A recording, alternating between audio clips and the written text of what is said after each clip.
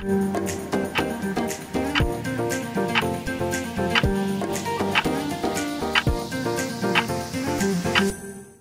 à tous, Shabbat Shalom.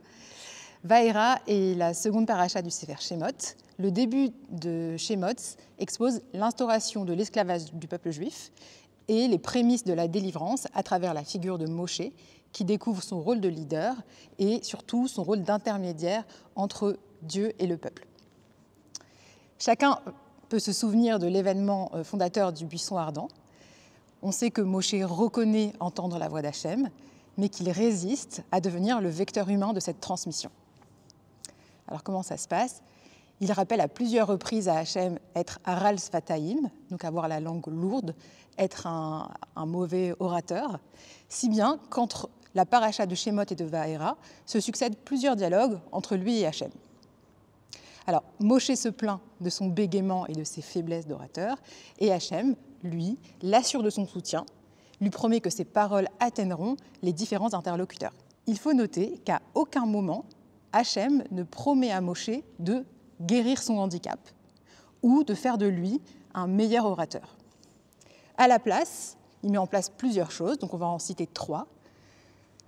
D'abord, il lui demande d'avoir confiance en lui et de reconnaître que seul Dieu a le pouvoir de faire parler ou de faire taire.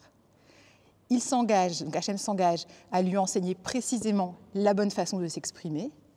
Et enfin, c'est ce qui va nous intéresser aujourd'hui, il lui confie Aaron, son frère, comme interprète chargé de reformuler ses paroles.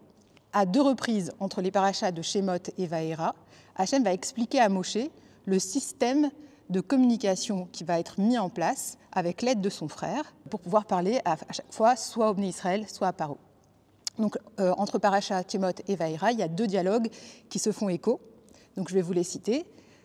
Dans Shemot, quand Hachem explique comment parler au Bnei Israël, la phrase est la suivante. « Vediber ou lecha el ha'am, ve'aya ou yelecha lepe, ve'ata tielo le Elohim. » Aaron parlera pour toi au peuple, il te servira de porte-parole, et toi, tu seras un Dieu par rapport à lui.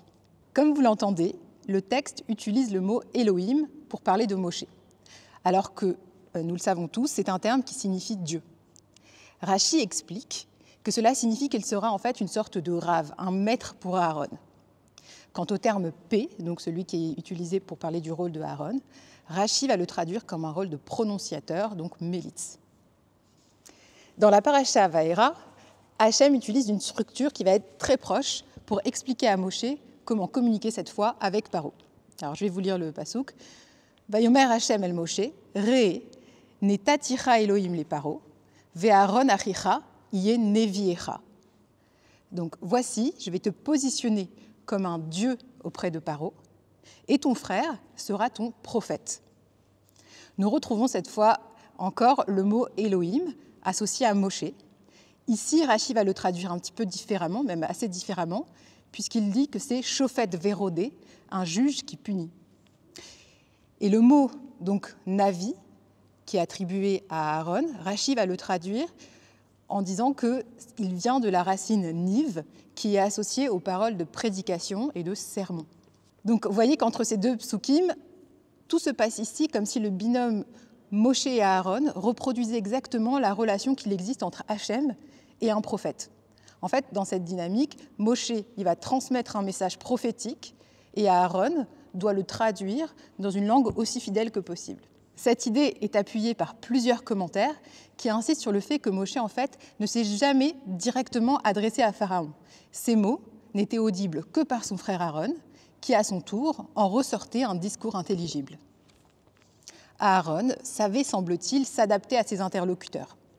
Pour les Bnei Israël, il recevait les paroles de Moshe comme celles d'un maître et les transmettait avec le ton de l'enseignement. Mais lorsqu'il parlait à Pharaon, il percevait les paroles de Moshe comme émanant d'un juge et les reformulait sur le ton du sermon. Concernant Moshe, en fait, il semblerait que bien qu'il soit en position de Elohim, Dieu, Moshe ne puisse lui-même s'exprimer et qu'il avait besoin que quelqu'un mette en mots, symbolise ce qu'il vivait de manière intérieure et indicible. Précisons que Moshe n'était pas le premier Navi de l'histoire, mais qu'il possédait 2 caractères particuliers par rapport à ceux qui l'avaient précédé. Le premier, c'est qu'il parlait à Hachem en face à face. Donc ça veut dire que son degré d'intimité avec Hachem était inégalable. Et le deuxième aspect, c'est qu'il a été le premier à devoir retransmettre la parole d'Hachem à différents interlocuteurs. Il est commun de dire que Moshe était bègue. Mais finalement, ce passage nous suggère un autre éclairage sur le handicap de parole de Moshe. En fait, il semblait incapable de traduire une expérience d'intimité avec Hachem en utilisant le vecteur symbolique des mots. L'outil du langage, peut-être, lui semblait trop pauvre ou inadéquat. Cela nous invite à imaginer la qualité de névoie de Moshe. Il recevait la parole d'Hachem dans une telle proximité que la distance nécessaire pour en dire quelque chose lui était impossible. Le chemin à faire entre ce vécu et l'énonciation du message à un être qui était aussi éloigné de la Gdoucha que Pharaon était insurmontable.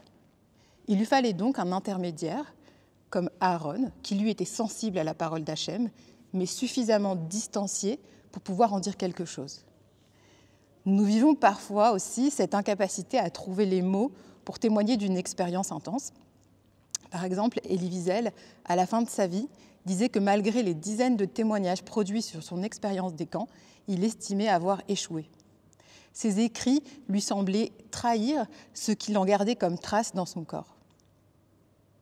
Ce passage met en lumière l'intimité exceptionnelle que Moshe avait avec Hachem. Il était le réceptacle des paroles divines dans leur pureté la plus élevée.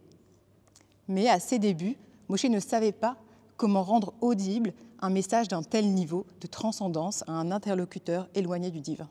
En s'appuyant sur Aaron, il a pu transmettre la parole d'Hachem sans trahir son essence et en s'assurant qu'elle soit reçue et fructueuse pour l'auditeur. Shabbat shalom.